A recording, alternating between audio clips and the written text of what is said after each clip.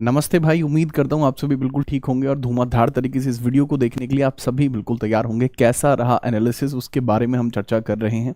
देखिए, मैं directly questions तो नहीं बता सकता क्योंकि इसके ऊपर रेलवे ने कहा है कि एग्जाम के पैटर्न को एक लेवल तक क्रिएट करने के लिए, ताकि सबके लिए कॉम्पिटिशन बराबर हो, एग्जाम्स के क्वेश्चन को साझा ना किया जाए। परंतु आप सभी छात्र के मन में एक उबाल रहता है कि हम जान पाएंगे कैसा रहा पेपर। तो उसी उबाल के लिए कुछ चीज़ें जो मैं आपको पेपर के थ्रू बताना चाहूँगा, क्या कुछ चीज़ें कैसी रहीं और current, static, GK, history, polity, geography, economics सबका कैसा रहा। बिल्कुल रिस्क नहीं लेने का है आपको, क्योंकि बहुत कुछ चीज़ें परिवर्तित हुई हैं।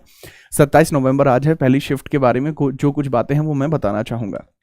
देखो, सबसे पहले आपको समझना होगा कि 20 क्वेश्चंस आपको ओवरऑल देखने को मिलते हैं जीएस के, ठीक है। और इसके अंदर ये 20 क्वेश्चंस कैसे डिवाइड होते हैं? सर, ये डिवाइड होते हैं polity, history, economics and geography, इस तरीके से ये डिवाइड आपके हो जाते हैं। अब इसमें सबसे पहले क्या, पॉलिटी के कैसे क्वेश्चन है? अच्छे खासे पॉलिटी के क्वेश्चंस आ रहे हैं। अच्छा, बहुत सारे लोगों ने क्या किया, बहुत सारे लोगों ने इसके रिगार्डिंग कुछ वीडियोस डाल दी हैं, ठीक है, जो पहले डाल दी हैं। अच्छा, उसमें आपको कह दिया कि जी पॉलिटी के 1-2 आए, उसका कोई सर्टेनिटी नहीं है बच्चा। तो सर्टेनिटी को अगर आप समझना चाहेंगे तो सर्टेनिटी ये है कि पॉलिटी के क्वेश्चंस आए हैं, आर्टिकल से आए हैं, आर्टिकल डायरेक्टली पूछा गया है कि ये आर्टिकल में क्या है, या फिर इस वाले पूरे पोर्शन को किस आर्टिकल में रखा गया है, ये क्वेश्चन आपको देखने को मिला है। अमेंडमेंट का डायरेक्टली एक क्वेश्चन जो है मतलब है, लेकिन वो सिर्फ ऑप्शन बेसिस के अकॉर्डिंग बन पा रहा है, ठीक है। बाकी अगर मैं बात करूं, इसके अंदर सर्टेन कोई डायरेक्टली अच्छा बता नहीं पाया। हाँ, हिस्ट्री में कुछ क्वेश्चन है जो प्रशासन से हैं, जो एडमिनिस्ट्रेशन होता है, प्रशासन से डायरेक्टली क्वेश्चंस है। एक क्वेश्चन इसमें मॉडर्न हिस्ट्री का भी आपको देखने को मिला है। मिडाइवल का अभी तक किसी ने नहीं बताया है, ठीक है, जितने बच्चों से मेरी बात हुई है। इकोनॉमिक्स का डेटा बेस्ड क्वेश्चन है, डेटा बेस्ड है, डेटा दिया गया था, उसके रिगार्डिंग क्वेश्चन पूछा है। ज्योग्राफी का क्वेश्चन प्लेस से रिलेटेड था, ठीक है, इंपोर्टेंट प्लेस से रिलेटेड एक क्वेश्चन पूछा गया था। एक क्वेश्चन वो था जो डिपेंड करता है भारत के एक्सटिंक्ट पर, कि भारत का विस्तार किस प्रकार से किया जा रहा है। पॉलिटी के मैंने बताया आर्टिकल बेस्ड थे और शुरुआत के भाग 1 से लेकर 12 तक के बीच में ही आए हैं। इसके बारे में कल ही मैं बता चुका कि इतना ही इसमें आएगा, ठीक है।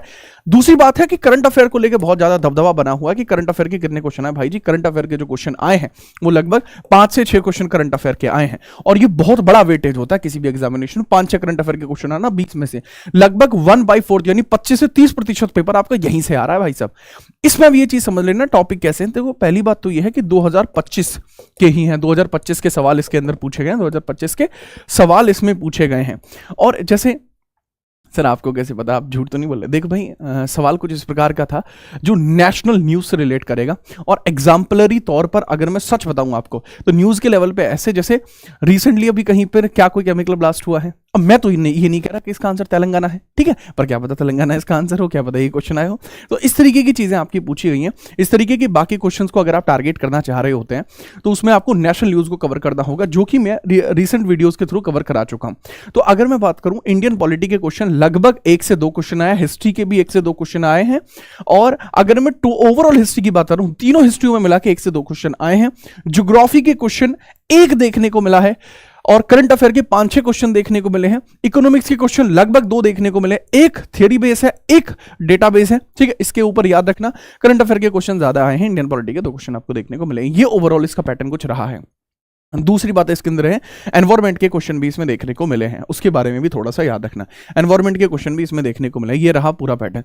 इसके रिगार्डिंग मैं शाम को भी एक वीडियो लेकर आऊंगा, जिसमें और ज्यादा डेप्थ पर हम कुछ रिलेटिव क्वेश्चंस को कवर करेंगे। अगर आप कहते हैं तो करंट अफेयर्स की एक मैराथन और वो भी आपको कंडक्ट होती देखने को मिल जाएगी। और सभी बातों को एक तरफ रखते हुए आप याद रखना कि इस चैनल के ऊपर जो रीसेंट वीडियोस मैंने कराई हैं, जो प्लेलिस्ट आपको यहां ग्रुप डी की देखने को मिल रही है, भाई साहब महा प्लेलिस्ट है ये, क्योंकि इसके क्वेश्चन डायरेक्टली बन रहे हैं। और इसी के साथ साथ याद रखना, जैसे बैचेस हैं आपने, अगर आप पूरा रेलवे फाउंडेशन पढ़ना चाहते हैं तो ये एक्यूरेट बैच है, 1 दिसंबर से स्टार्ट हो रहा है, इसके लिए रेडी रहना। मिलते हैं इस प्रकार की अगली वीडियो में। इस बैच को परचेज करने के लिए इसके साथ साथ आपको टेस्ट सीरीज पूरी फ्री मिल जाएंगी, रेडी रहना आप सभी को। मिलते हैं सीधा क्लासेस में, तब तक के लिए जय हिंद, वंदे मातरम।